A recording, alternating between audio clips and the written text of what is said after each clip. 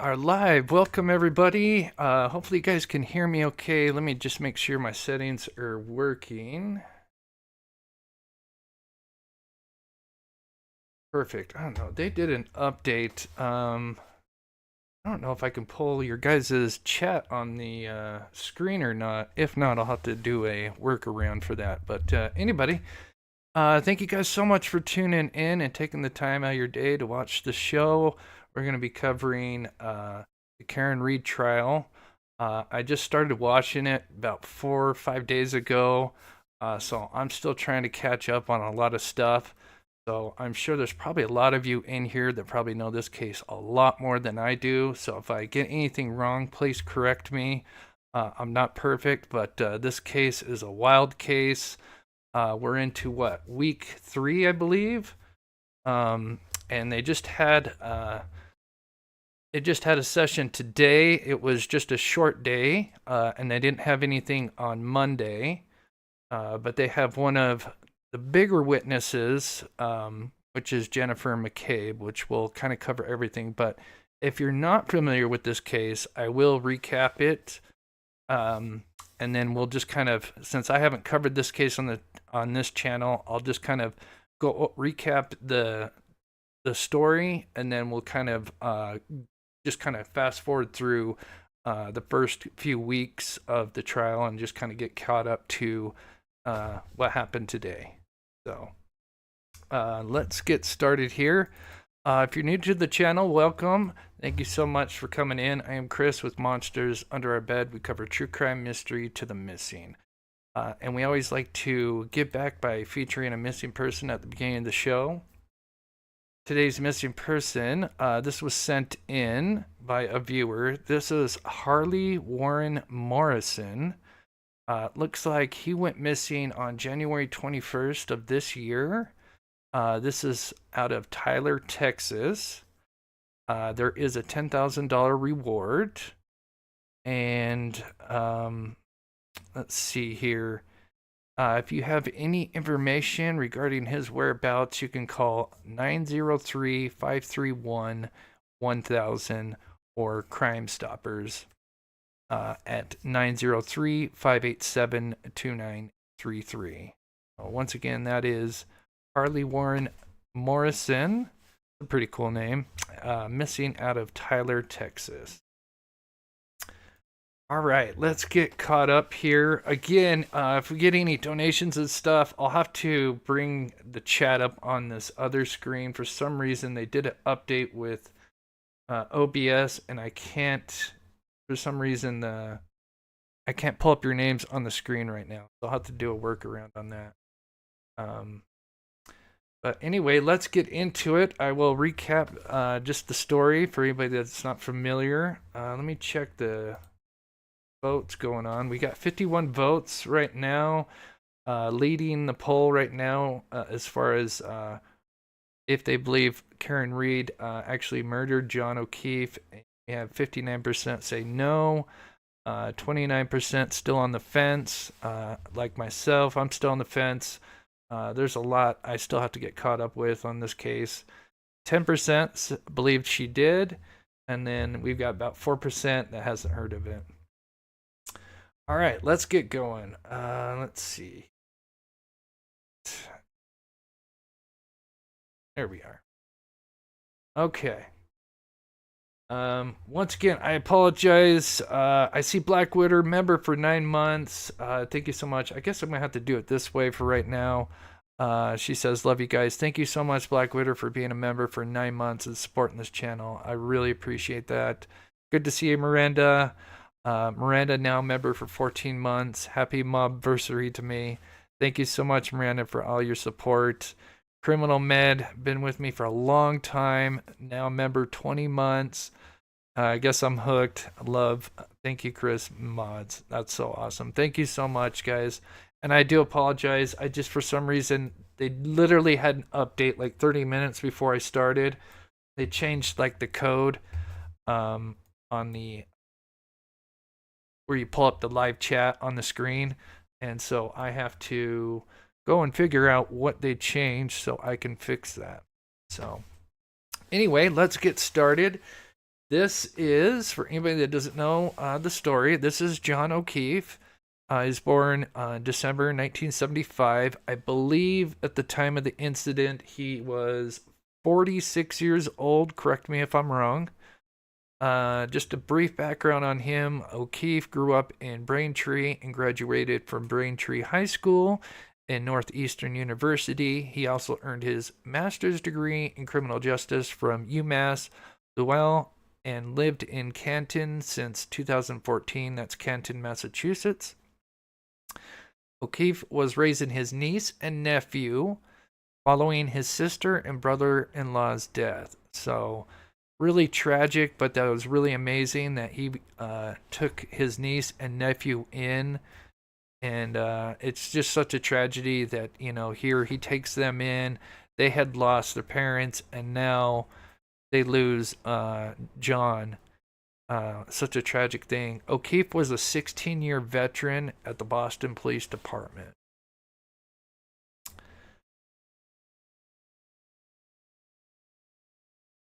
Then we have Karen Reed, born 1979.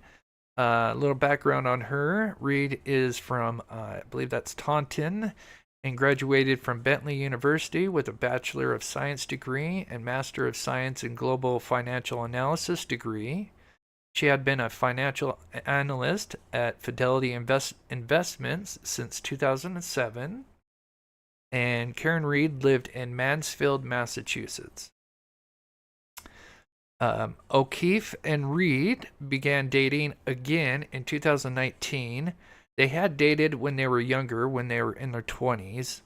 And then during, the pandemic, be careful with the word we use, they started reconnecting through Facebook, again, during the pandemic.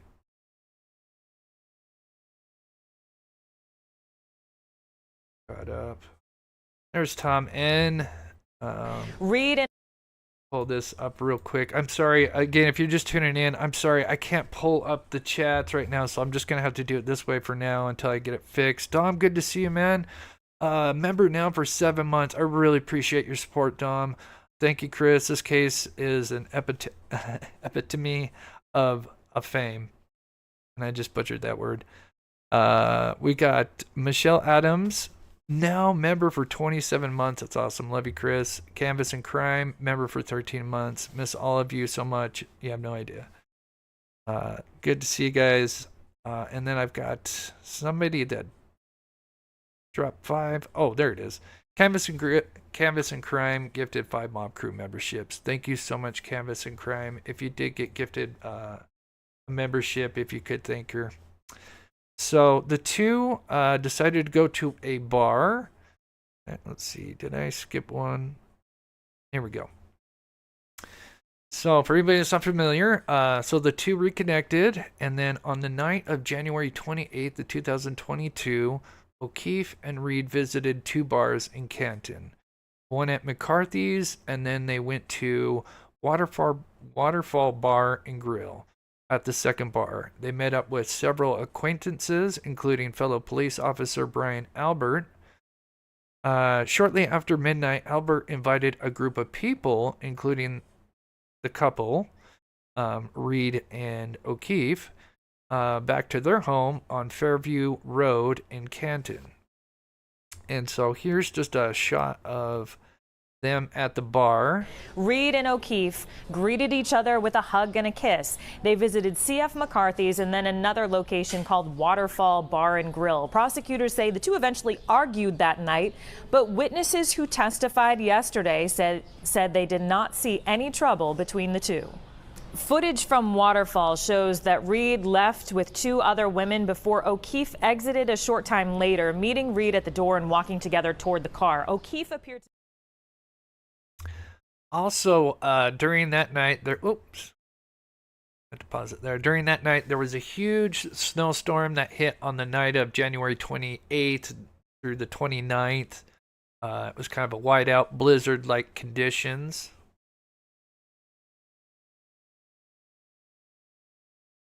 And so, also at the bar, because there's a lot of players in this, and we'll try to kind of break them down at a certain point.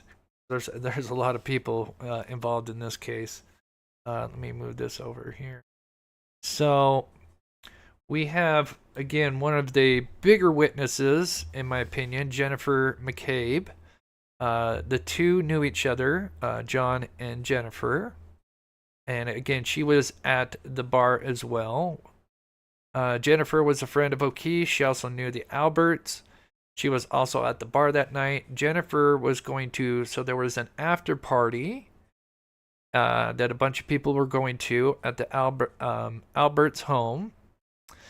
And her and O'Keefe would exchange text messages because she was going to kind of give directions. O'Keefe and Reed were heading to the Alberts' residence.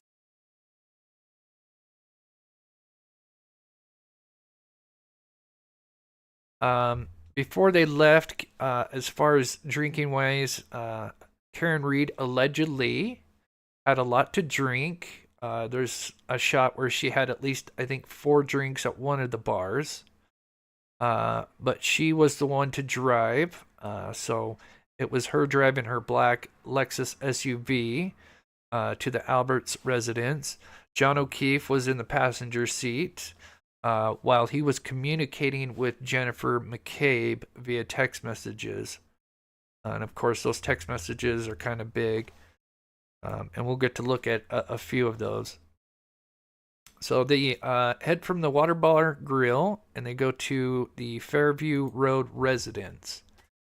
And sure, I'm caught up on chat here. Here we go. And so while they're heading over there, O'Keefe and Reed, again, O'Keefe was the two, Jennifer and O'Keefe were texting each other. And at 12:14 a.m., O'Keefe sends a message to Jennifer saying, "Where to?" And then the next message is McCabe, Jennifer, sending to John saying, "Here." So I'm assuming that's when she had seen, because she was already at the residence. And I believe she had seen the SUV out there. She sent that text after seeing a dark SUV out in the front of the Albert home on Fairview Road.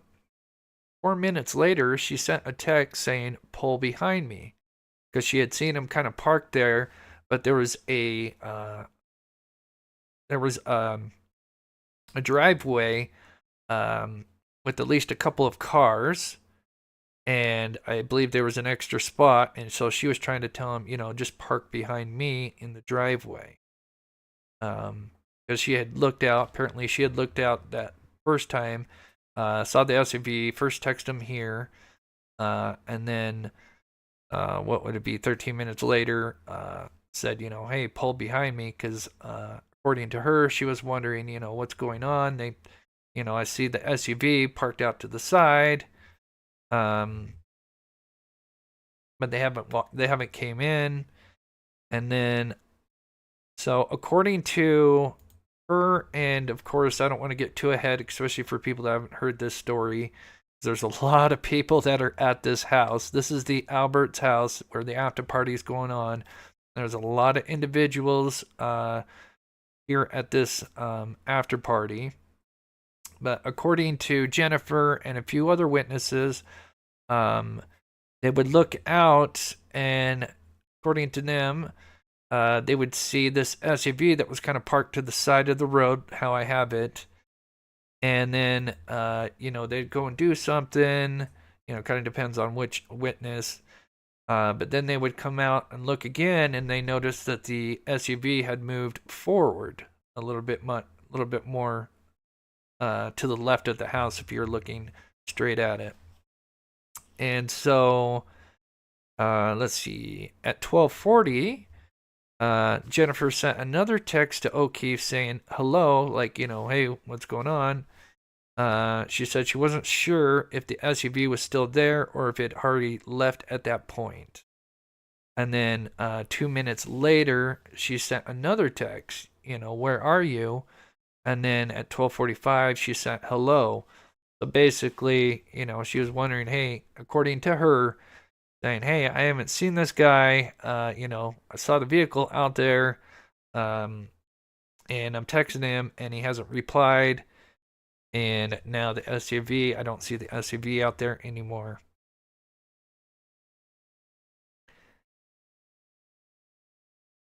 And so once again, eventually, some of the witnesses had seen the SUV, and then eventually the SUV was gone. The relationship soured. Prosecutors say Reed and O'Keefe were having problems. WCVB animation shows how prosecutors say Reed and O'Keefe arrived in her Lexus SUV at that house in Canton for an after-hours party, but then she left without him. So then at 4, after the party, at 4:23 a.m., while the blizzard was going to, heavy snow and blizzard-like conditions were going on,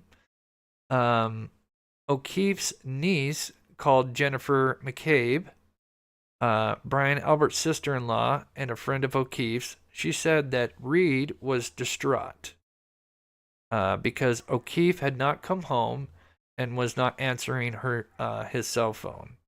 Now, according to Karen Reed, she said that she had dropped him off. McCabe said she heard Reed screaming, John didn't come home. We had a fight. So what had happened was kind of a three-way call where the niece, O'Keefe's niece, had dialed and called Jennifer McCabe here, and then she eventually would speak to Reed here. And according to Jennifer, she said that she was very hysterical, and then she said, John didn't come home. We had a fight, and she was panicking, according to Jennifer. And then at around 5 a.m., Karen Reed called another woman whose husband was friends with O'Keefe, which is Roberts, right? I believe it's Rogers or Roberts. Correct me. So many names. I'm still trying to get them all together, which we'll talk about here in a minute. But prosecutors alleged that Reed said that while they searched, so now they're together and they're going to go drive and look for John. And according to Jennifer and the other gal that's with them, so there's three of them. There's Karen Reed, Jennifer, who on the top, and then I believe it's Roberts, right? I think that's her last name, who is also with them. And they are looking for John. And according to them, Karen's saying, what if he's dead? What if a plow hit him? I don't remember anything from last night. We drank so much, I don't remember anything. Now, that's according to the two women that are with Karen. Karen.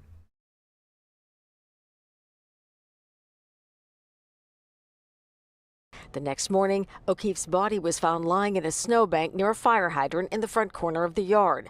Prosecutors say as Reed drove away, she slammed her SUV into O'Keefe, going more than 24 miles an hour, leaving him for dead in a blizzard. So his body, John's body, was literally laying on his back in front of the house, in front of the Alberts residence house near the fire hydrant, and there's a flagpole. So if you're facing the house to the left of the yard, there's a fire hydrant and a flagpole, and near that area is where John's body was laying. And so after driving around a little bit, the three women would approach the Alberts residence. And after calling 911, Jennifer said that Reed asked her to Google how long would it take to die in the cold. Now, this is going to be a huge thing. And I was hoping they would get to it, but I'm wondering if the defense is going to be waiting to call her as a witness before they bring this up. And we'll talk about this because at 6:23 is when she supposedly had Googled how long to die in the cold. Except she had misspelled how and she put HOS, but she meant how long to die in the cold. Now, according to the defense, they said she actually sent that text at I think I want to say 2:47 a.m. We'll get to that in a minute, but anyway, the John O'Keefe. girls would find his body. Now, it was Karen that jumped out of the car. The one girl was driving. Jennifer was in the passenger seat. And then I'm not sure if anybody can let me know in the chat. Karen Reed was in the back seat, but I don't know if she was in the rear passenger or the rear driver's seat. And anyway, she had, as they were driving to the neighborhood of the Alberts residence, Karen all of a sudden saw John's body and told them to stop, and she bolted out, and the girls then pulled over. And so we are at the Alberts residence here. Now this is where 911's already been called, and we're looking at a we're looking at body cam footage. Karen Reed and two other women were huddled over dash him. cam footage, Seconds later, dash cam video shows jurors of frantic Reed running back and forth in front of the police cruiser. Miss Reed was visibly upset. She kept saying, this is all my fault. This is my fault. I did this. And she was very hysterical. Saraf says O'Keefe had no pulse and was cold to the touch. So autopsy determined John O'Keefe died of blunt force trauma to the head and had hypothermia, which is really, really sad. But we'll talk about his injuries a little bit later. And then Karen Reed's black Lexus SUV had some damage to the rear passenger side, including a broken tail light and some other smaller minor scratches and dents that we can kind of see on the right side here. But as we look here, we can see the rear passenger, it had broken most of the tail light here. And there are some scratches and some minor scratches, I guess. I think maybe a small dent, I'm not sure. But the most part, the tail light's the big thing. Now, according to the prosecution, actually, I think I have the prosecution's theory right here. They would also find a piece of broken tail light near John's body. Now, some believe that, or many believe that this is a cover-up and that the police actually planted it there. So, let me get to chat for a second. I'm sorry, I had to pull it up this way. I apologize. I will fix that tomorrow, but I just wanted to get to Canvas and Crime. Thank you so much for the $30. Been hooked on this one too. So glad you were covering it. So far, I do not feel the prosecution has proved their case. Lots of suspect stuff going on. Crazy. I do agree. I don't think either side, in my opinion, I don't think either side has really, but obviously the defense hasn't gotten a chance to, do their case yet. So, but yeah, I'm with Jennifer still on the stand. I'm kind of curious if they're going to bring up the text message during cross-examination, or if they're going to wait until they actually call her. Be interesting to see what happens. Let's see. I'm just going through some chat real quick here.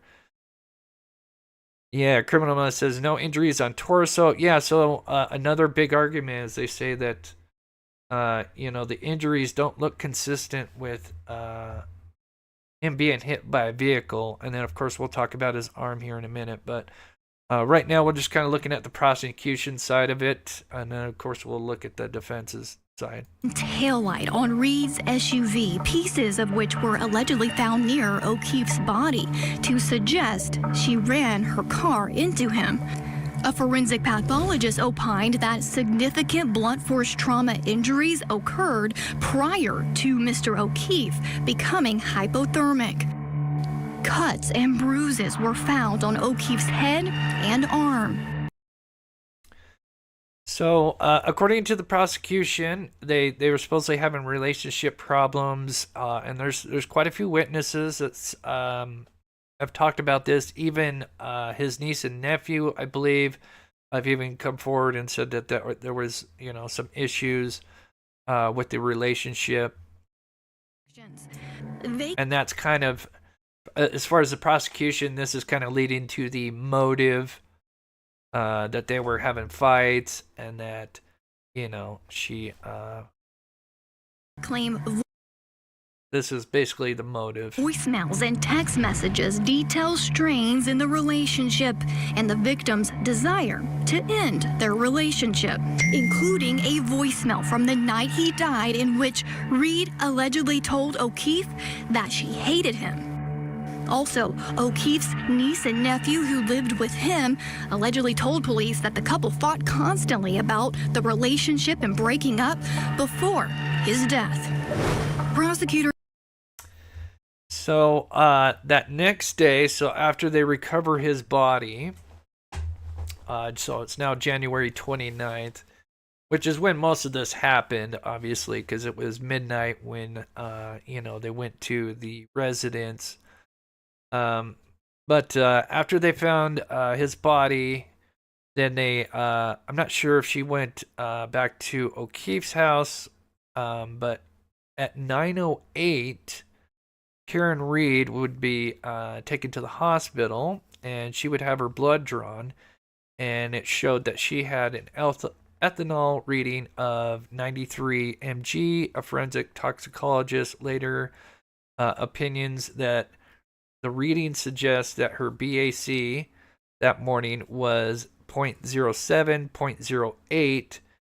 So they basically said if she was 0.08 at that time, and she had been drinking since, not sure when they got to the bars, since before midnight, obviously, that her alcohol level could have been anywhere from 0.13 to 0.29% around 12:45 a.m. around the time of the incident. And for anybody, the legal limit is 0.08. So obviously when she came in, she was at the legal limit, but obviously 0.13 to 0.29, according to the BAC, 0.15 to 0.30, according to them, in this percentage range, you may experience confusion, vomiting, and drowsiness. So basically, that's kind of inebriation level. So just kind of put that out there. So they would eventually arrest Karen Reed, and she would be charged with second-degree murder, manslaughter while operating under the influence of alcohol, leaving the scene of a personal injury and death.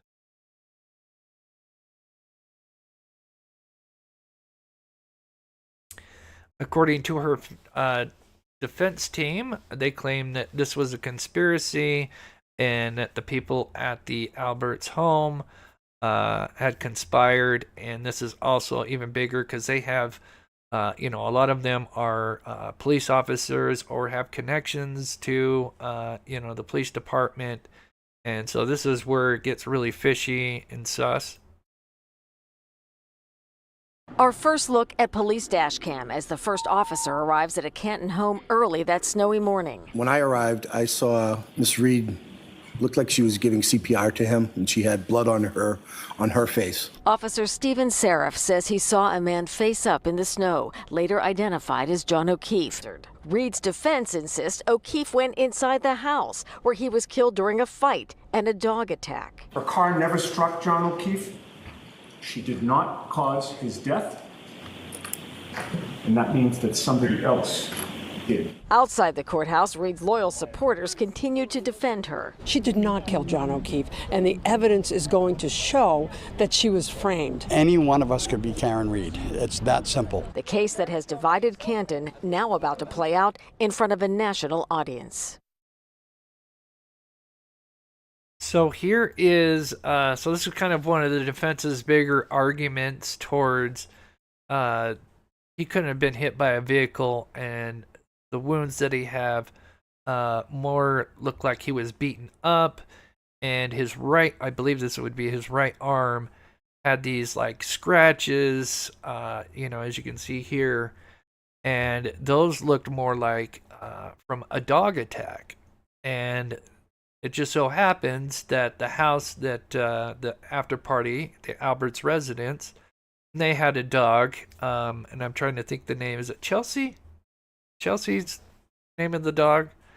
I'm this like I said, I started deep diving this 3 days ago, and there's so many names, and I'm trying to get them locked in here.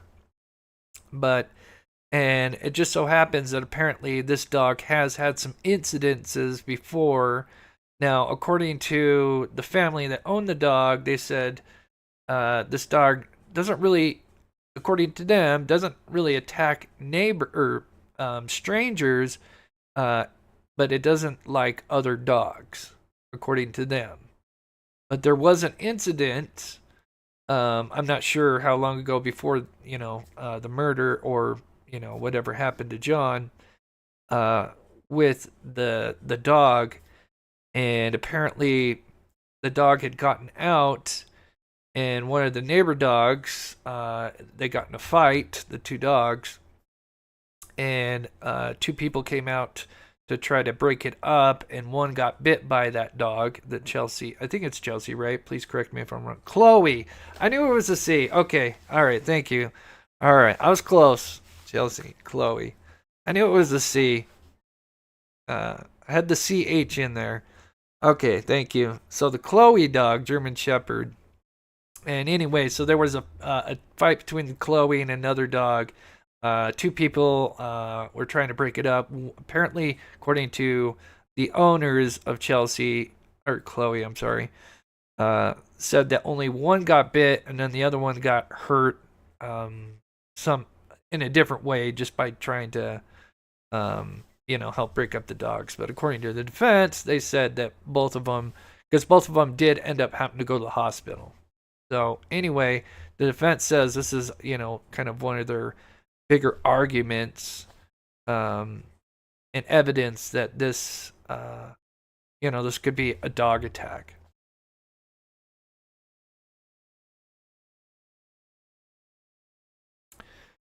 Then we move on to so how do we explain the broken tail light? Because apparently Karen Reed and other witnesses, of course the biggest one would be Jen and the other gal, when she was saying, did I hit him? Did I back up into him? And told him that my taillight's broken. And so according to the defense... Here it is, Vinny. So she's pulling out in the black... So this is, what is it? I think this is around like 6 a.m. So this is obviously after... the incident. This is still January 29th in the morning, so it's been 5-6 hours since the incident with John. And according to the defense, now this property here is John O'Keefe's property. He has ring cams, and this is where I've got a little bit of some questions. But this is Karen Reed. She's driving. This is her black SUV. And according to the defense, this is when she had busted her taillight. Black SUV. And that's the victim's SUV parked. And the defense says that she makes contact, hits the victim's SUV right there, damaging that back right passenger side taillight. And they also claim you can see, the victim's SUV move, indicating that there was a collision, and then as she pulls away, they say that you can tell there's missing parts of the taillight coming. Right, but it would have been missing if it was a result of striking Officer O'Keefe at that time also. Here's a closer look at it. Once again, as we're backing up here, keep your eye and see if you see any movement here from the other car. Yeah, it gets hit. You can see it. It moves forward right there. Here, I'll play it. See if I can play it just right. Right here, you'll see it. It moves. It'll go forward here just a little bit. Do you see any movement here from the other car? Boom. It's very subtle, but yeah, the car, they connect for sure.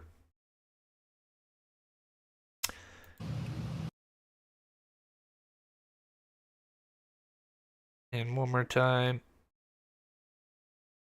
And this is John O'Keefe's car that apparently got hit by Karen Reed's black SUV.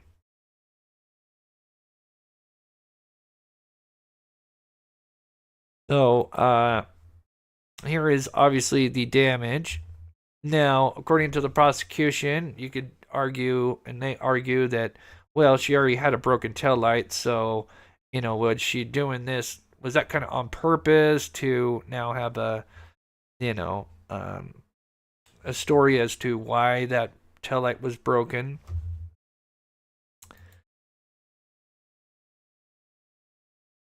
But here would be my question for both the prosecution and the defense. I'm sure because this has been going on for 2 years, and I'm only 4 days into it, so I know there's a lot of people that have been, deep diving the hell out of this case. But this would be my question. So, John O'Keefe, he's got this Reed cam, right? This is January 29th. This is a little bit later in the day. I think this is just before, because this is, right here is Karen Reed's SUV. Then I believe this is the brother of John O'Keefe, and then the mother of the O'Keefes.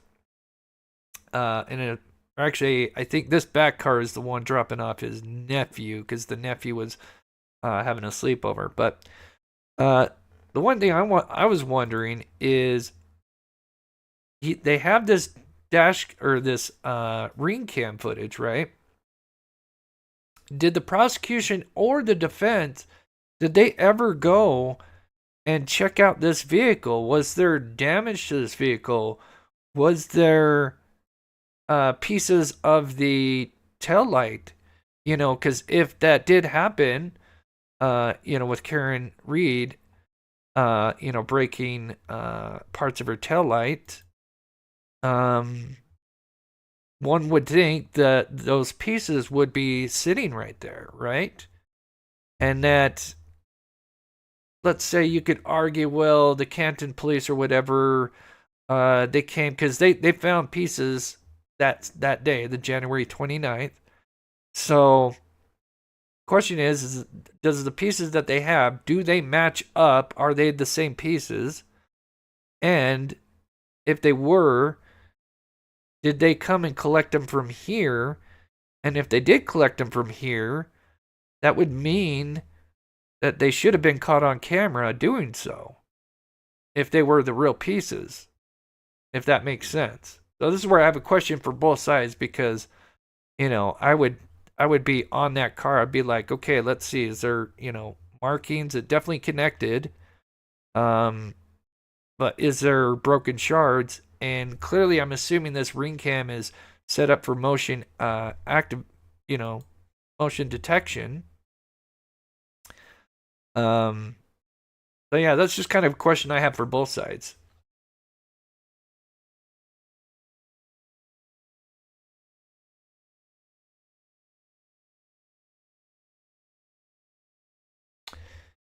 And so here is where they discovered a piece of the taillight that January 29th. That's one of the pieces I believe they had collected. Of this death, and that he influenced this lead investigator who he knew well. They also. And so here is now going to the defense's arguments. Well, let me start there. Like, I understand, like, they're all police officers. It was a police officer party, so, and who investigates murders but police officers. So I get that there could be some crossover there, but okay, so continue here. Well, there's more. They also allege that these partygoers, a handful of partygoers at this house, colluded with each other. So they got together, got their story straight before they talked to the police, given a consistent account, Vinny. Some even changed their story a little bit after they met together. Okay, that's not good. I never like changing stories. Okay. Or added details, not necessarily changed, but just added new details. Gotta love Vinny. Oh, that's hilarious. But I agree. That is sus. A little more info. And then also this defense suggests that the investigators, again, who know this homeowner really well, planted those broken taillight shards that were found at the crime scene to make it appear that Karen Reed ran over or hit her boyfriend and caused his death. That's now you've come up with an actual theory here. They're covering this up and they are framing someone for murder. They are framing someone for murder. That's what they're alleging right. So again, one of the big things, and this is interesting, I am dying to see if this is true, and this is one of the big things for anybody that's not familiar with this case. So as I said before, after they had found, the three ladies had found John's body, Jennifer McCabe had called 911. Not long after that, after they tried to do a little bit of CPR, try to resuscitate John.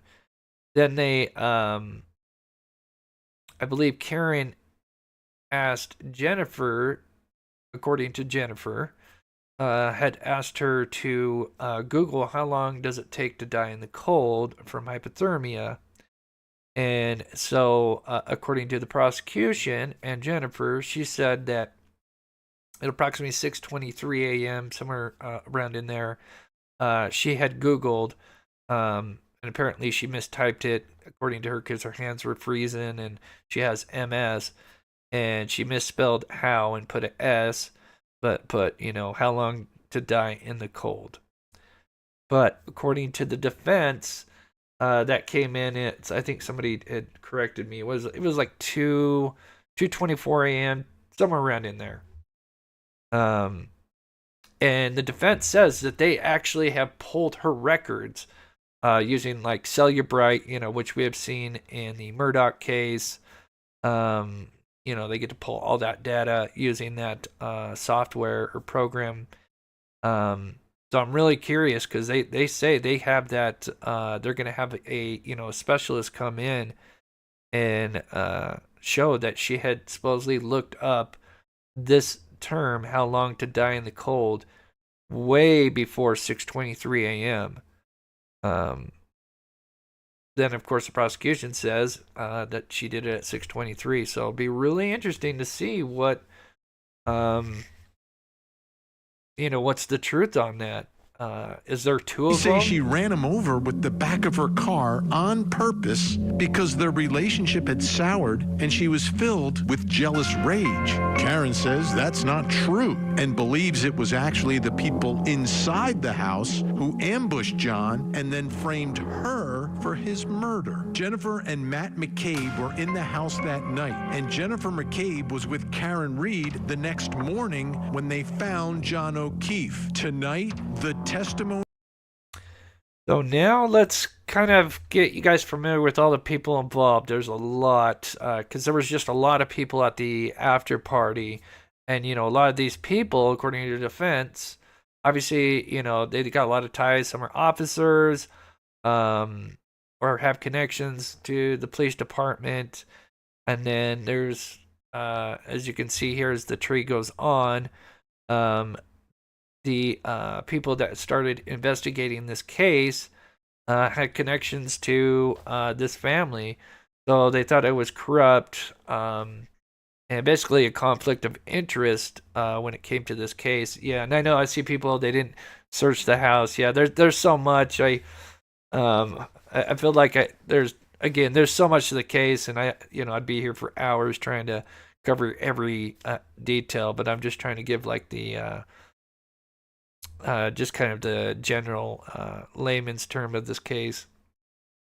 But we'll just kind of go over quickly the players involved. He is friends with Jennifer McCabe because his niece, who he is raising, and Jen's daughter are friends. So there's a connection between John O'Keefe and Jennifer McCabe. And yeah, and I respect everybody's opinions, please. I personally, I'm on the fence. I'm not for either side. I don't feel like either side has really proved their case yet. Obviously, the defense has, hasn't gotten a chance to, do their case yet. But right now, yeah, I'm still on the fence with it. I have questions for both sides for sure. They were communicating that night via text, and they saw each other at the bar. Jennifer McCabe and Matthew McCabe are husband and wife. They are married. And Jennifer and Matthew McCabe have a daughter named Allison McCabe, also known as Allie. She testified. You saw her on the witness stand. She's an important figure in all of this as well, according to the defense theory here.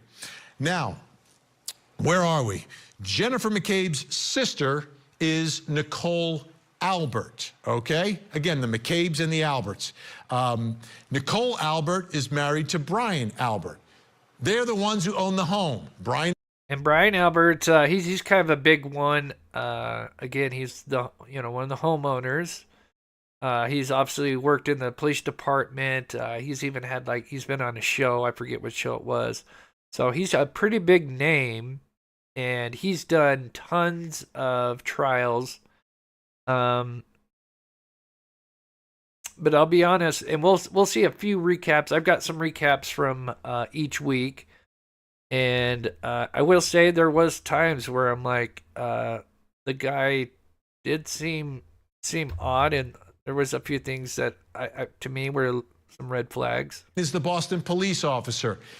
Knew John O'Keefe sort of, but wasn't close to him. Somebody else in his family actually was closer. Their children are Brian Jr. It was his birthday that they were celebrating in the house before the adults came home, even though he's an adult at this point. And Caitlin Albert is their daughter. Brian Albert Sr.'s brother is Chris Albert. Okay, Chris Albert has testified as well. Chris is married to Julie Albert, and they were not at the party. They were at the bar that night, but they didn't go back to the house. But somebody in their family was apparently at the house, their son, Colin Albert. Okay? Colin Albert, you saw his testimony. The defense is pointing the finger at him and his cut-up knuckles. Yeah, so apparently before they didn't really specify who was the main culprit, because according to the defense, Karen Reed had dropped John O'Keefe off, and he went in, and then they had attacked him, but they didn't really, specify who was the ones that were, actually attacking him, other than, the dog, because obviously he had, the injuries that looked like dog bites or wounds. But now Colin, who went on the stand not too long ago, the defense clearly went after him. And I'll be honest, the guy just, I don't know if he's the one that really did anything, but I'll be honest, watching some of the stuff that they pulled up about him, there's a video where he's just kind of threatening people. He seems like a jerk to me. So yeah, I don't think that Colin looked too is friends with Allie McCabe, and she is the one who drove him home from the Alberts' home. And we saw those text messages. 12:10 was apparently the time that she showed up to pick up Colin. So you see how important Allison McCabe is for Colin Albert in this case. And you see their connection. They're friends, and they're like cousins. Their cousins are. Oh, I just want to get to that message. I'm sorry, I wish I could pull up messages. I'll fix that, I promise. I'll have it ready tomorrow. B. Harley, Canton has only 24,000 people in it. They only have one high school, one elementary school. It's a very small community, so everyone does know each other. Yeah, that's what I was kind of looking at as far as Canton, noticing that it wasn't very big.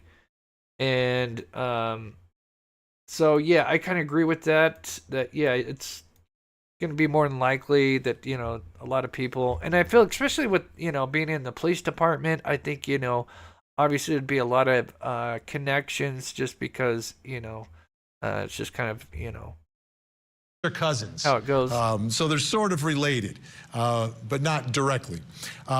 Now, Colin's mom, Julie Albert's best friend is Courtney Proctor. Okay? Courtney Proctor. Courtney Proctor's brother, not her husband, but her brother is Trooper Michael Proctor.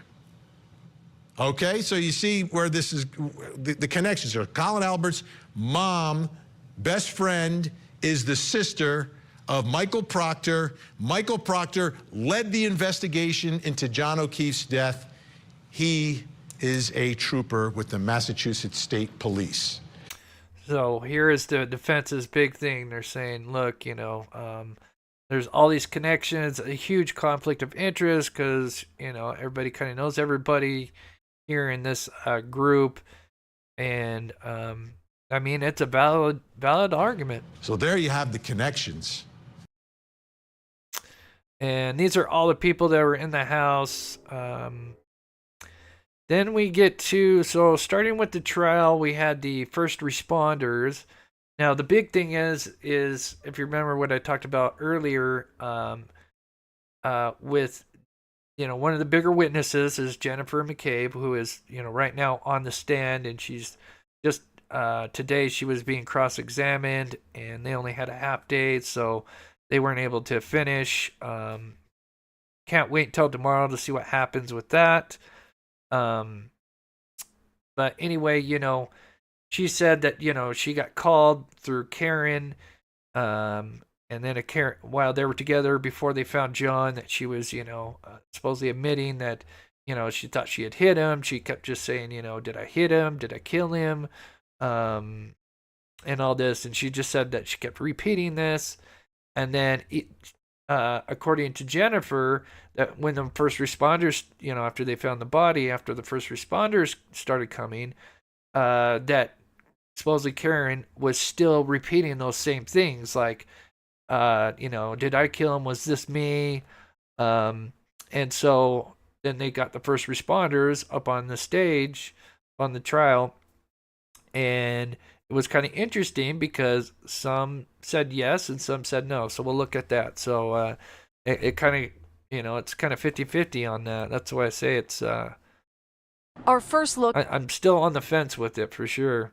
At police dash cam as the first officer arrives at a Canton home early that snowy morning. When I arrived, I saw Miss Reed looked like she was giving CPR to him, and she had blood on her face. Officer Stephen Seraph says he saw a man face up in the snow, later identified as John O'Keefe. Karen Reed and two other women were huddled over him. Seconds later, dash cam video shows jurors a frantic Reed. So if you're just wondering, you have Karen Reed. That was probably one running. Usually if you see one running around, that's Karen Reed. I can't tell which lady is which. You got Roberts. I want to say it's either Roberts or Rogers. If you can correct me. I know it starts with a K. And then you have Jennifer. Running back and forth in front of the police cruiser. Miss Reed was visibly upset. She kept saying, this is all my fault. This is my fault. I did this. And she was very hysterical. Seraph says O'Keefe had no pulse and was cold to the touch. Firefighters and paramedics included differing accounts over one key phrase. So, of course, they wanted to know, like, did you remember what she supposedly said? And so it was kind of 50-50 when it came to the first responders. You indicated in both instances that the defendant said to you, I hit him, repeatedly, correct? Correct. At no point in time did you ever hear her say, I hit him, I hit him, I hit him, correct? Correct. All I recall her saying was, is he alive? She said, I hit him. She repeated it. The defense... So, yeah, there you go, right there. There's, 50-50 right there when it comes to responders. Some saying no, and then some saying, yeah, I heard her say, did I hit him? Was that me that hit him? Let's see. Looking at chat real quick here. Again, I do apologize that I can't pull them up, but I'll have that fixed tomorrow. We got Big Tom here with the $20 donation. Thank you so much, buddy. Trying to work and listen. Thanks for all your hard work, Chris, and everybody that supports you. Hit that like button. Keep this channel rolling. God bless you all. Thank you so much, Tom. Yeah, any donations and stuff, that does help. We take PayPal, Venmo. We do more than just cover true crime. We also go out and search for the missing. We actually are looking at something maybe this week, depending on the wind. I'll talk about it at the end of the show. Spent much of the first week drilling the specifics of. Then we have the evidence collection, which this is really tough to see. I don't. They could have spent an extra 10, 15 minutes. I know it's a blizzard whiteout situation. Honestly, I don't understand why they don't have paper bags, like just, in their back seat or in their trunk, even if you're not part of the forensic team, why you wouldn't have, the proper equipment for, handling evidence. Because the last thing you want to do is contaminate the evidence. And apparently, well, I'll play the video. With evidence collection and Canton connections. Police explained how a leaf blower was used to uncover a broken cocktail glass under the snow. Yeah, I don't understand the leaf blower. I really don't. I really don't. Near where O'Keefe's body was found. So they found a broken glass bottle. So apparently, John had taken the glass from the last bar with him. So maybe his drink, he hadn't finished his drink, and so he took it in the vehicle with him. And then when he had gotten out of the vehicle, and then depending on where you sit on, prosecution's theory or the defense, but, on the prosecution's theory, he gets out, they're possibly fighting, him and Karen, and then Karen, then of course, maybe goes to do like a 3-point turn or something, and she backs into him and, kills him, and, he's got that glass. I could see him getting cut up a little bit, but man, how many cuts he's got on that arm. That is really odd. But anyway, here's them collecting evidence. They borrowed some cups from a neighbor's or from one of the homes, and then they didn't even have an original paper bag. Cups borrowed from a neighbor were used to hold evidence, which was then stored in a Stop and Shop grocery bag. We decided on finding some type of temporary plastic evidence container. Week 2. Stop, wait 10, 15 minutes, go to your nearest dollar store, whatever, and, that's all they needed to do was just, send somebody to the nearest dollar store, whatever they got out there. And, yeah, that's always a huge thing.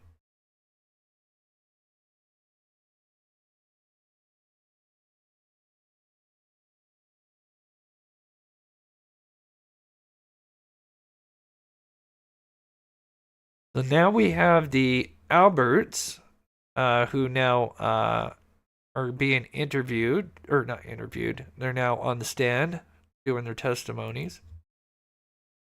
And this is just the highlights from a few of them. Also, our first time hearing from the Albert family, including homeowner Brian Albert. John O'Keefe and Karen Reed never entered my house. His wife, brother, and sister-in-law testifying about their night out in Canton with John O'Keefe and Karen Reed. The group met up at a bar and grill before going back to the Alberts' home. But so far, everyone on the stand testified John O'Keefe never showed up inside that home. Brian Albert Jr. was the first witness to say he saw Karen Reed's SUV in front of the house. One of his friends with him that night claims she saw something on the front lawn as they were leaving, but didn't know what it was. I did notice behind Sarah and Jen, I did notice something out of the ordinary, like a black blob in the ground by the flagpole. Week 3 also introduced more players, including Colin Albert. He says he was at the Albert home briefly, but he never saw John O'Keefe that night. At any point in time, did you see John O'Keefe at that house, come into that house, around that house, at any point in time that you were there? Never. So the defense, again, they early on, they didn't really have had an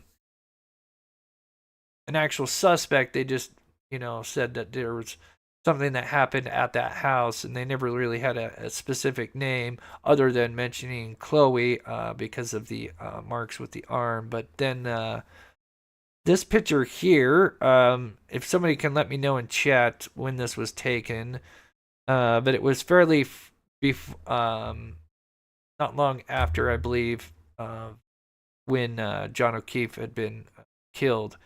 And here, I've got a close up here.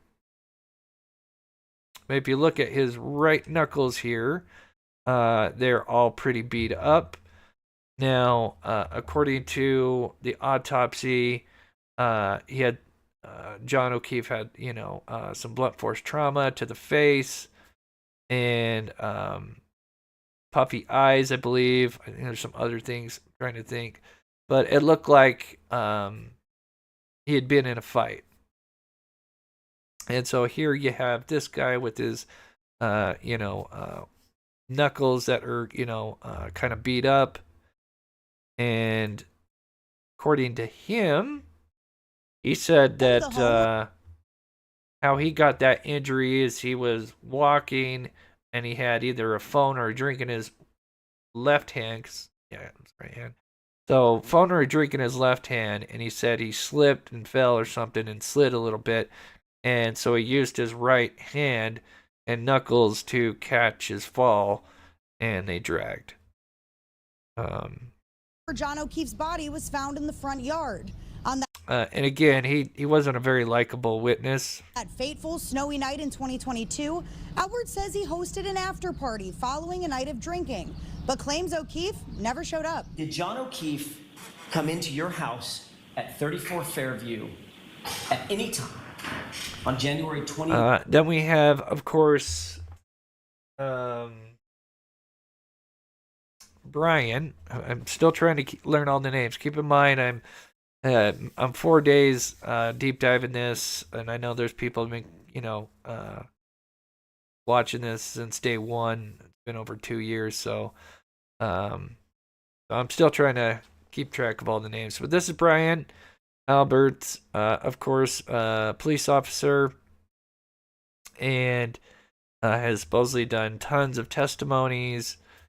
And anyway, here's just some highlights from him. 9th, 2022.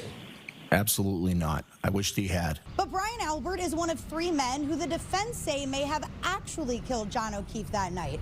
A totally different theory than the state's case that John O'Keefe was killed after Karen Reed hit him with her car. You and Nicole and Chloe, the German Shepherd, all slept through the entirety of that commotion on your front lawn. Yes. In an attempt to discredit Brian Albert, the defense zeroed in on Albert's previous testimony in June of 2023. Back then, he testified that he never spoke with Karen Reed on the night of O'Keefe's death. But video shown in court this morning of Albert and Reed drinking at the Waterfall Bar in Canton that night told a different story. Who did it appear you were talking directly to, and who did it appear was answering directly to you? I looked like I was speaking, but I can't say for sure that I was directly talking to the defendant. Brian Albert was also questioned about the family's dog, Chloe, which was rehomed just months following the discovery of John O'Keefe's body. But you took no action to get rid of Chloe until after you knew that serious questions were being raised about John O'Keefe's. Objection. Correct? Sustained. They'll allow that. Did you realize that?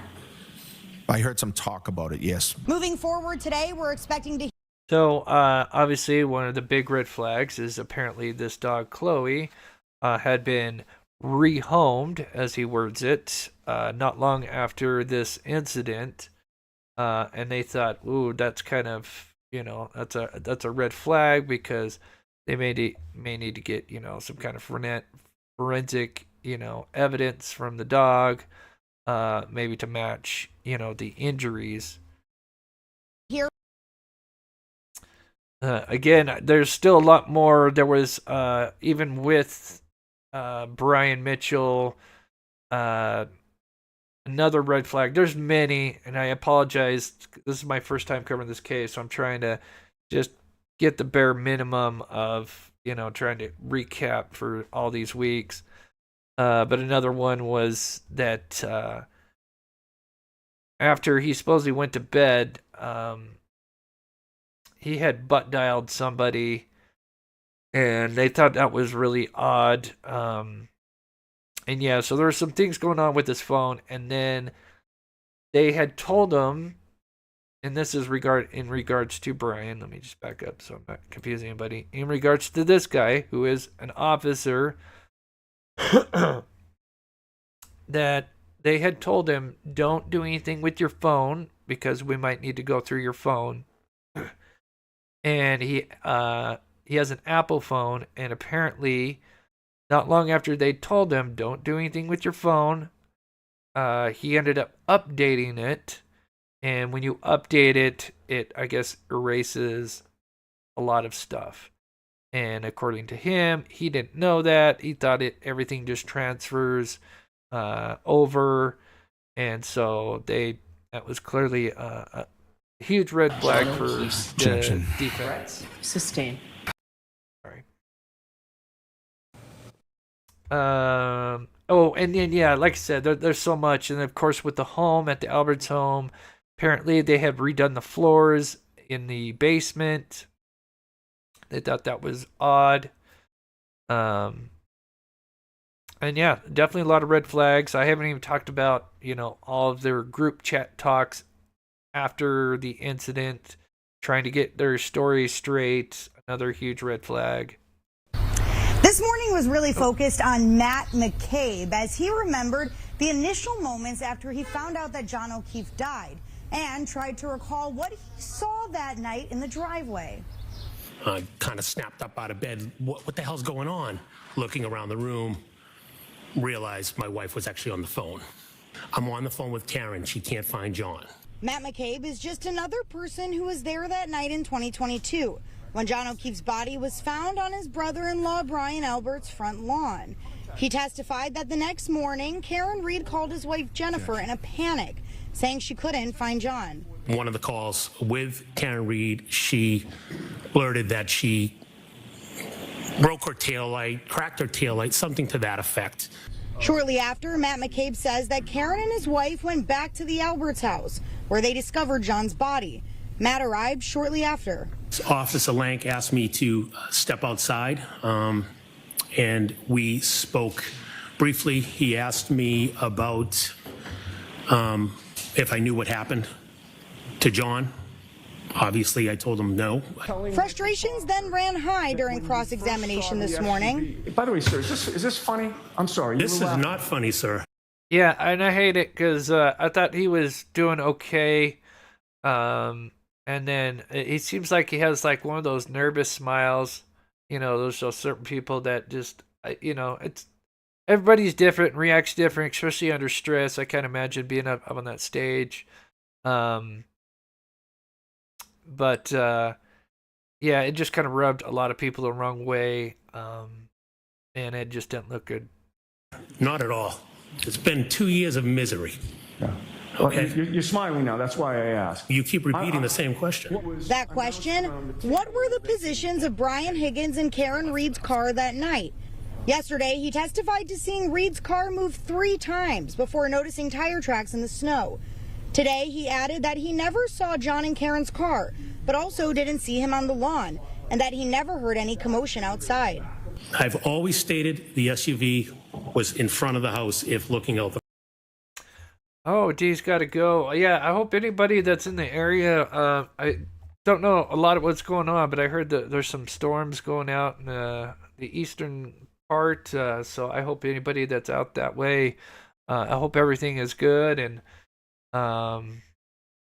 there's no tornadoes that pop up and everybody's safe. So, but now, again, we kind of talked about this, Jennifer's supposed Google search. Did it happen at 6:23 a.m. when she was with Karen and after finding John? Or did it happen at 2:27 is what I have. Reed went to her house. And again, they claim that through like using the Cellubrite system, which is a program we've heard used, again, like I said, in the Murdoch case. I'm really curious to see that to have that the defense bring up their expert and talk about that. I'm really curious because I know when the public found out that could be the case. I mean, that is strange for sure. House, she and Carrie Roberts were in the car with Karen Reed as she ran out and then ran to John O'Keefe. And she also talks about what Karen Reed was doing and saying when they found his body at 34 Fairview. Take a listen to her key testimony today.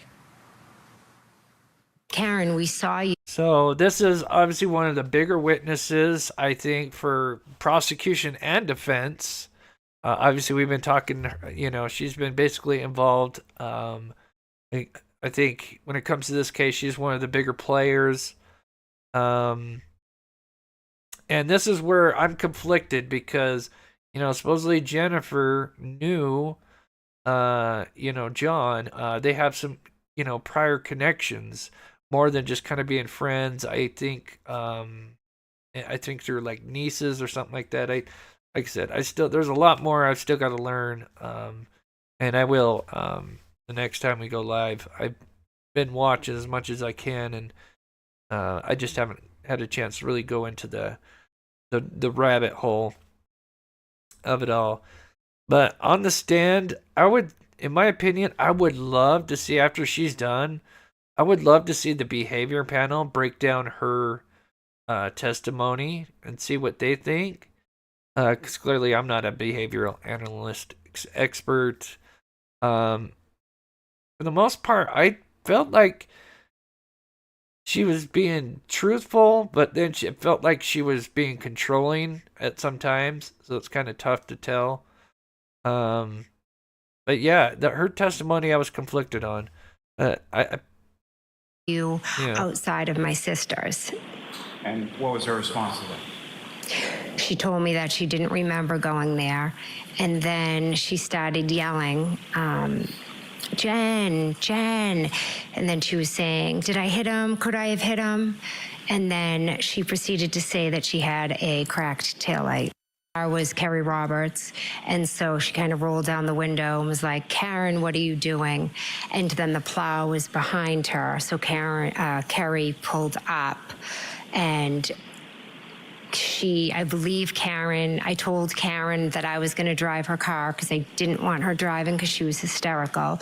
So we got in her car, and then Carrie Roberts called Karen, and then Karen was screaming and, saying that she had cracked her taillight. We need to go to Fairview. Could I have hit him? Did I hit him? And then she would just scream our names. Carrie was telling her to shut up. And I have the 911 call. If you guys want to hear it, I think they played it today. If I recall, was it yesterday? It was either yesterday or not yesterday. That would have been Friday. I watched it yesterday. I had to trying to catch up. So it was either today or when she was on Friday. But they played the 911 call, and it's kind of muffled a little bit. This is when all the kind of commotion was going on, and so I actually have that, and I actually enhanced it. If you guys want to hear it, it's not very long, but it kind of goes with her argument that according to her, Karen keeps yelling her name and the other gal's name, and then repeating certain statements. And anyway, we can listen to that if you guys would like. We drive past it was today. Okay, thank you, Lori. Flagpole area, and all of a sudden Karen starts screaming, there he is, and she's banging to get out. And banging on the door in the back seat? Yes. And at the time that she's saying this, were you able to see anything outside of the vehicle? I saw nothing. Miss Roberts looked at me and said something like, she's crazy, or she's bat crazy, something like that. Okay, so here's an argument for the defense side. And can anybody tell me, did they ever figure out or say, so right now we are in, oh, we're not, but before this guy arrived and just before they found the body, they were going this direction. Now the Albert's house would be on the left. This would be the same exact conditions because this guy arrives, 5 minutes after they arrived, something like that, 5-10 minutes, whatever. And they would be coming down the same direction. Now you had the one gal driving. Then you had Jen McCabe in the passenger seat. And then Karen Reed was in the back seat. But I don't know. Was she in the back seat? Was she in the rear passenger seat? Or was she in the rear driver's seat? I'm curious. Does anybody know? Did they ever say for sure?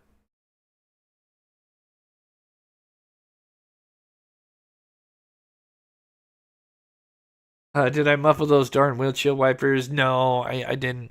Actually, there's no audio. I don't think there's audio to this anyway. I just wanted to show, this is, like I said, this is just kind of an argument, because like I said, I'm on the fence with this case.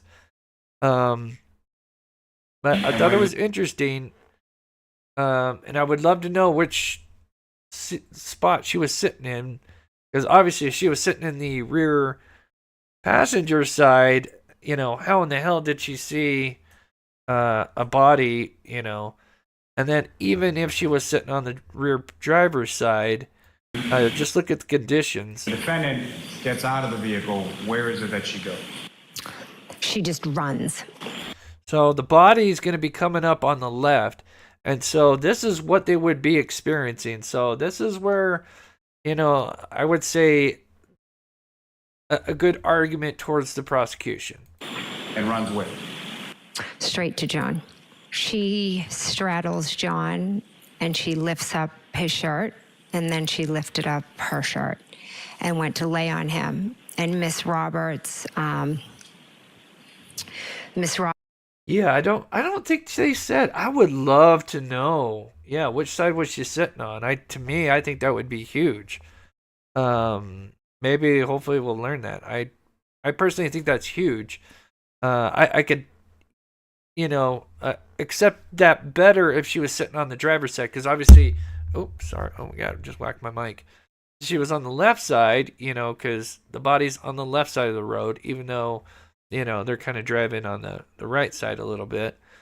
Roberts went over and she was removing the snow from his face. But again, just here's just another example of what it would look like driving up to it. And then this is their vehicle. And they had the hatch open because they were trying to get some blankets and stuff.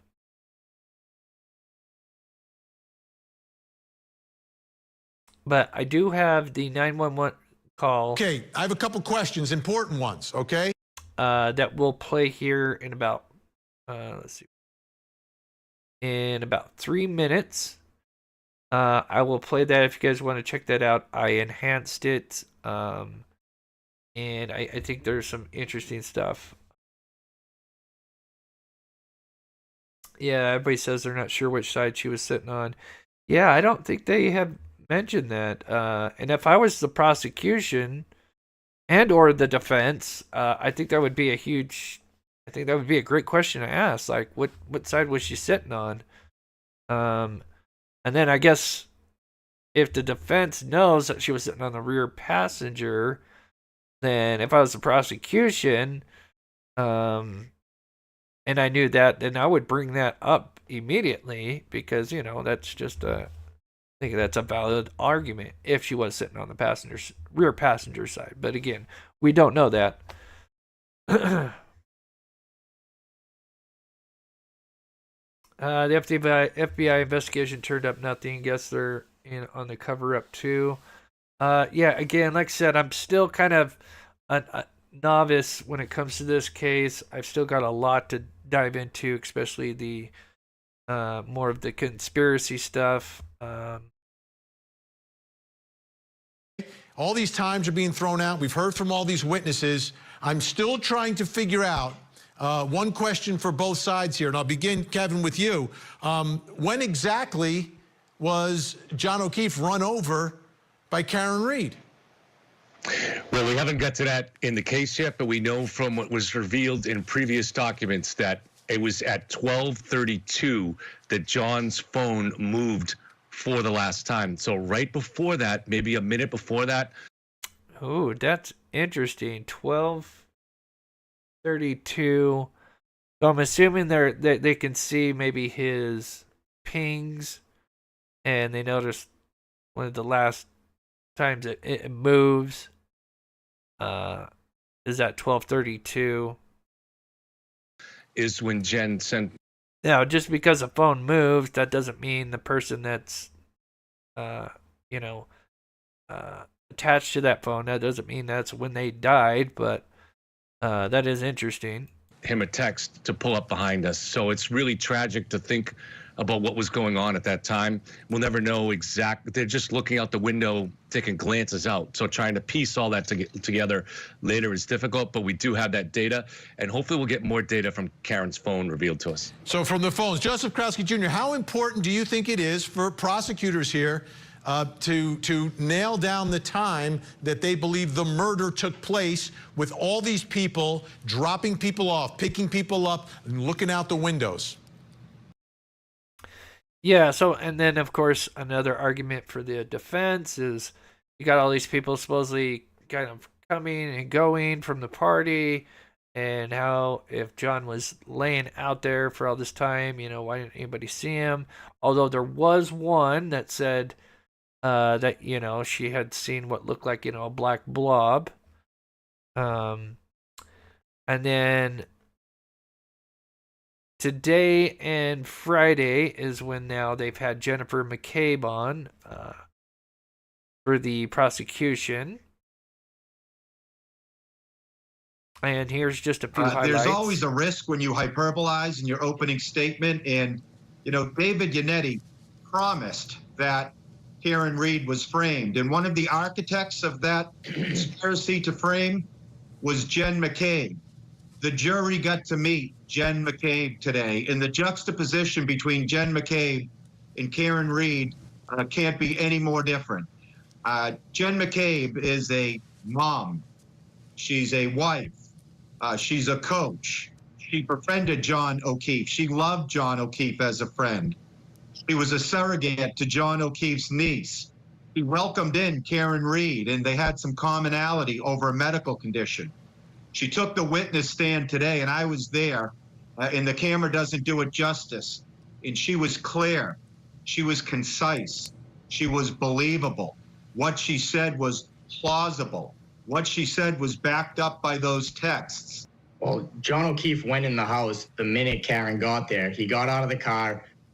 Jen's So, of course, when they bring up bond panels, Vinny, they bring up, pro defense, pro prosecution. This is obviously pro Karen Reed supporter. SUV was parked, the last car. She has a huge SUV. So the reason why Nagel and the rest of them wouldn't see John O'Keefe going in the house is because the minute he opened the door, he was being blocked by that SUV. And possibly Julie Nagel might be stating that she didn't see Karen Reed's vehicle outside, because that means that would have been the same exact time John was coming inside the house.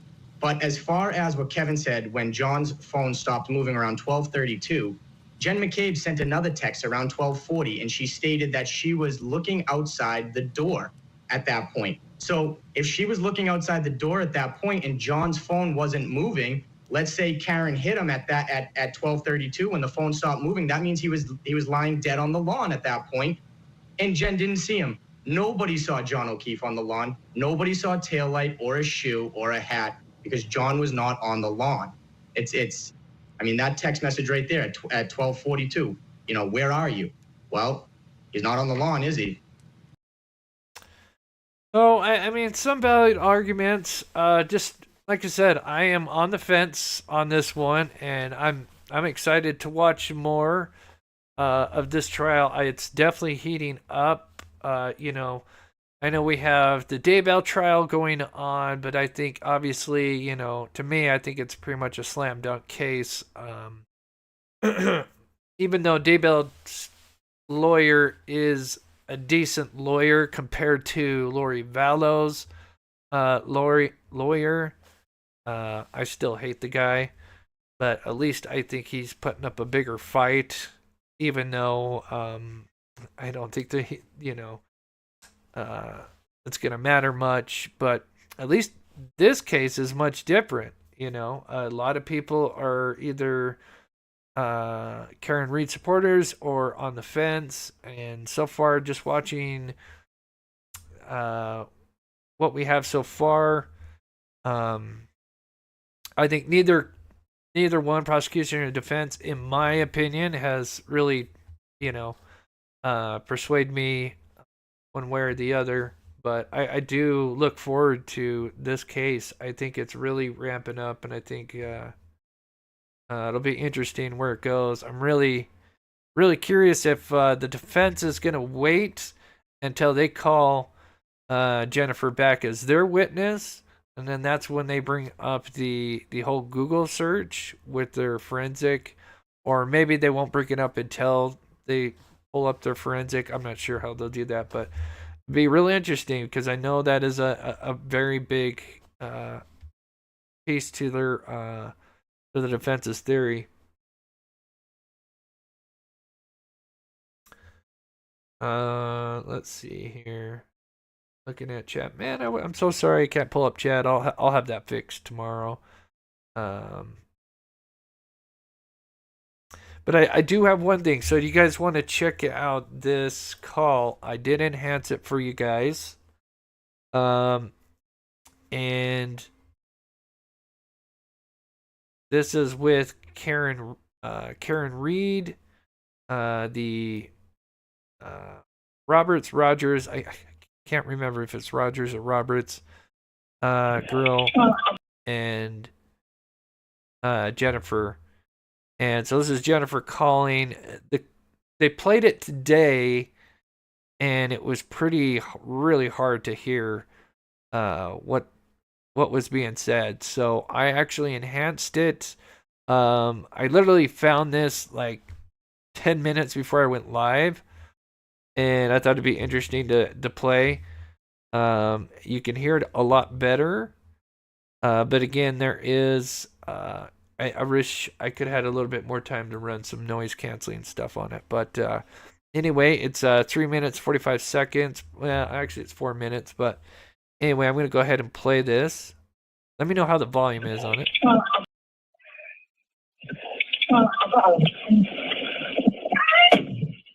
So remember, Jennifer is claiming that Karen keeps being hysterical and keeps saying the two girls' names, and then also repeating, did I do it? Did I hit him?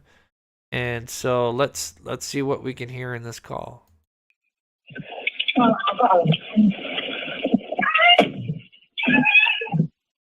Carrie, yeah, okay, that's Carrie Roberts. Thank you, Karen. I'm like, I know it's Roberts, and I know it starts with the K. Carrie Roberts. And here you can hear it right there. She's saying Carrie. Carrie.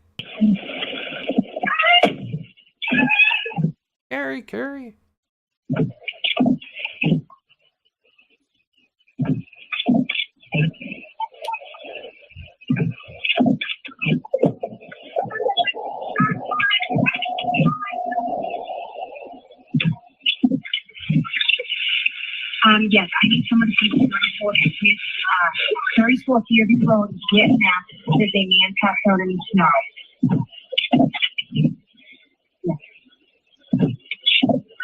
Yeah, I don't know why he did that. I can put that. Okay, I know. Where's the blanket? I don't see blanket, Carrie. Yes, I need some. There she was screaming again, and you heard Jennifer talking about blankets here. I don't see blanket, Carrie. Yes, I need some.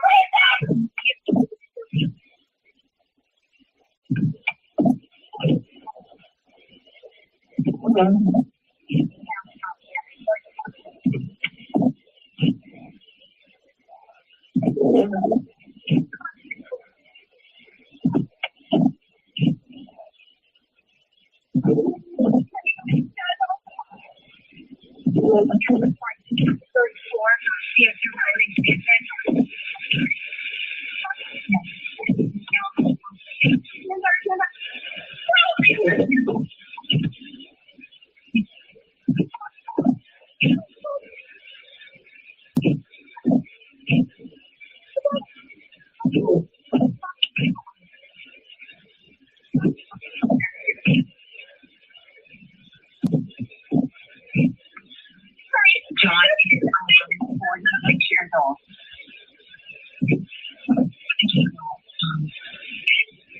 I don't know. He got out of the car and it could be an operator. Carrie? I don't know. I did.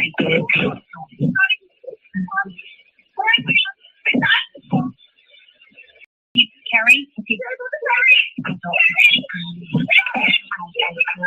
I did.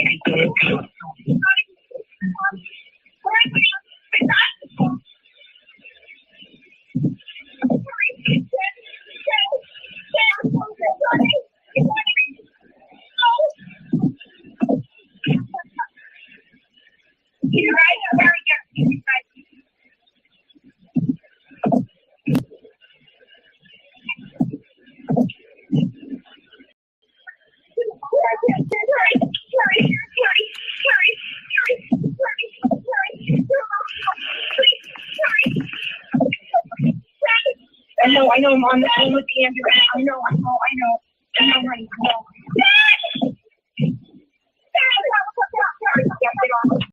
No, I mean,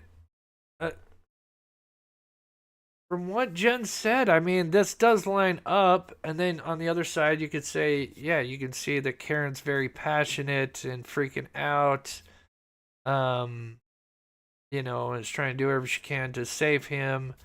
So, I mean, both sides, it's tough. Like in this call, there's arguments to both sides because what Jennifer was saying, at least in this call, you know, she's screaming the two girls' names, and I'll just play that real quick here again. I know, I'm on the phone with the ambulance. I know, honey, I know.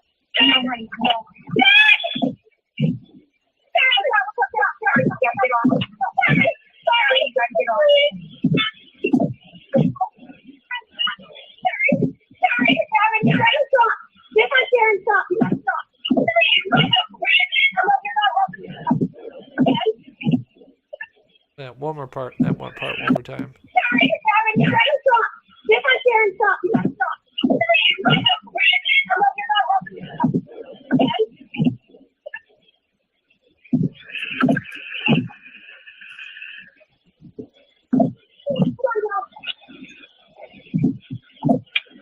Almost over here.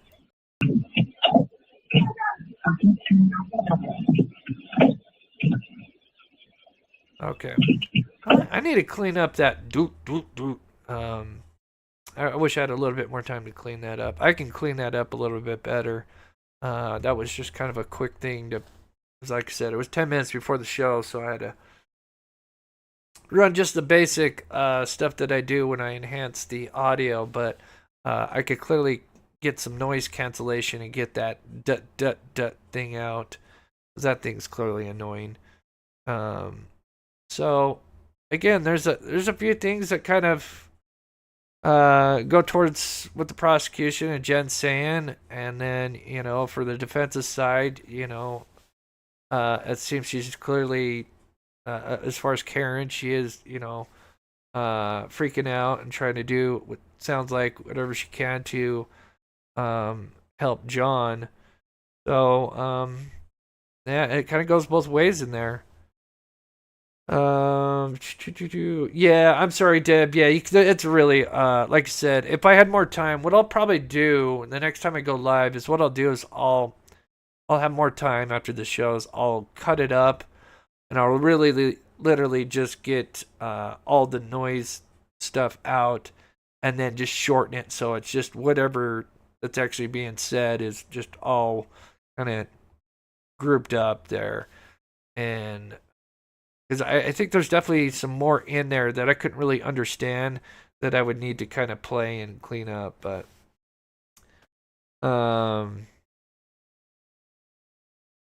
yeah, that is the wipe. Is that the wipers? Yeah, I was wondering. Okay, that is the wipers. That makes sense. Yeah, and I can get rid of them because I can take any noise and then take it out. So, and that'll probably cut up like a third of that call out. So, yeah, it'd be interesting to do that. Um,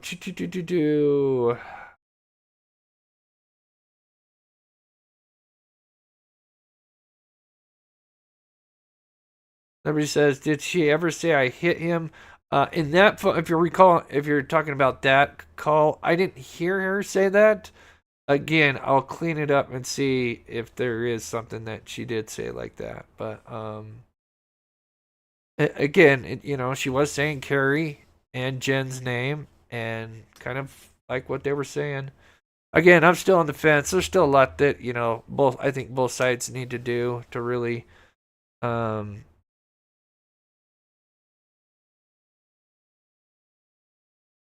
solidify. Let's see. Get this up here. We got lovely June. I hope you're doing so well.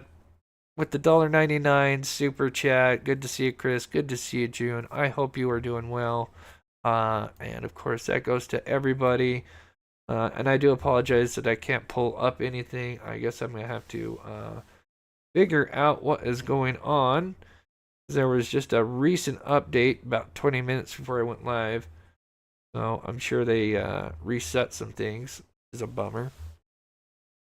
So yeah, tomorrow, as far as Karen Reed trial, they didn't finish with the. I don't think they finished with the cross examination, right? Correct me if I'm wrong.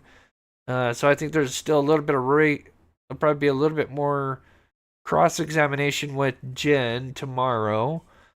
And then a rebuttal for the prosecution, and then I know he mentioned a bunch of names, but I can't think of them. So yeah, so we've got a lot more coming up as far as prosecution. But I'm curious to know if the defense is going to bring up this whole supposed Google search at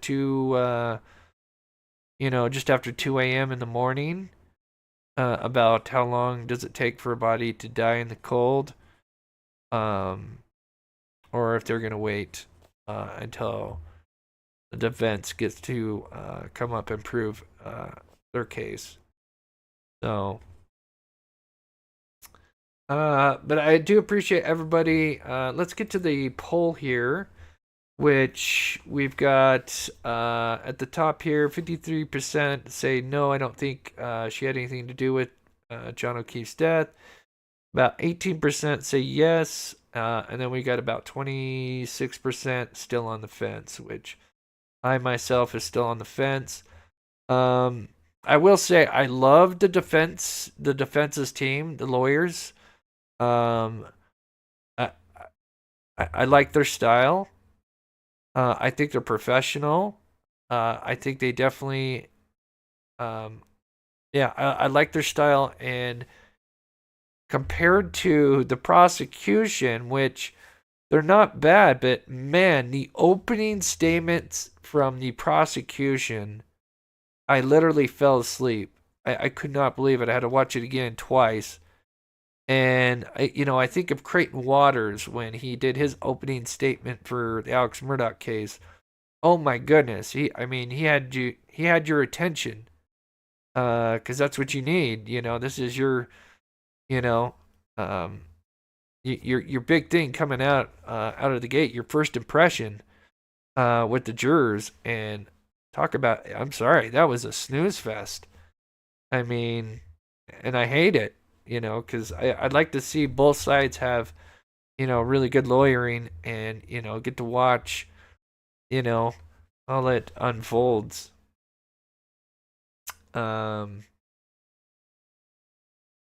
So it'll be interesting to see what happens. I think this is going to be a big case. I'm really, I don't know who is right at this moment. I don't know who is, where the jurors are at.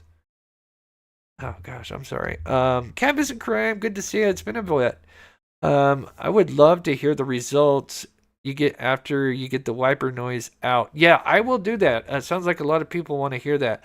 I will clean that up, I promise. And then I will probably go live tomorrow and do another one unless there's something else going on. But I feel like I'm going to be covering this case or this trial because things are heating up, in my opinion. And like I said, I know we got the other trial with Daybell, but to me, I really think that's kind of a slam dunk case.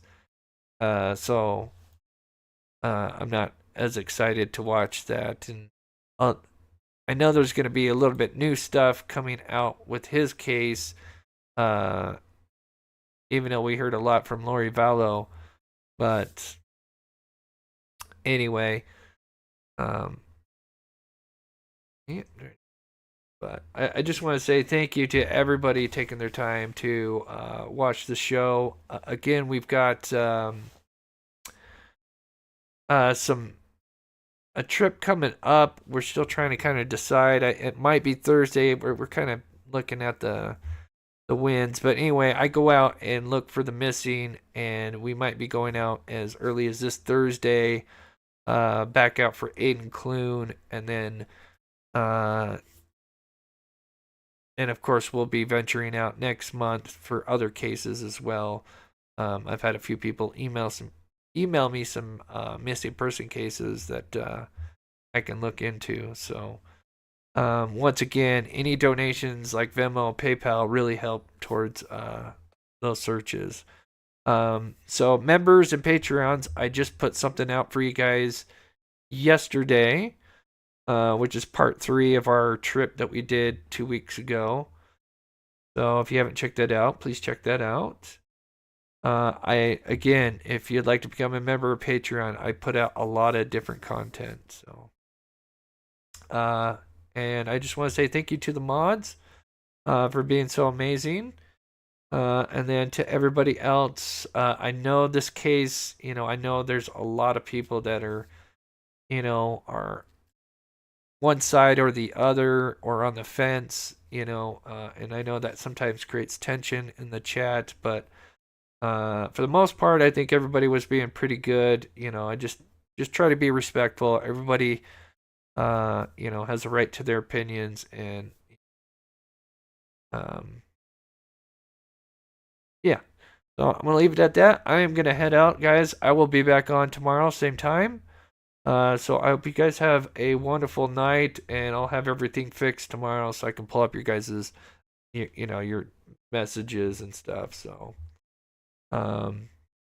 with that, I'm gonna go ahead and play the outro, and we will see you guys tomorrow. Have a wonderful night. I love you guys. Be safe.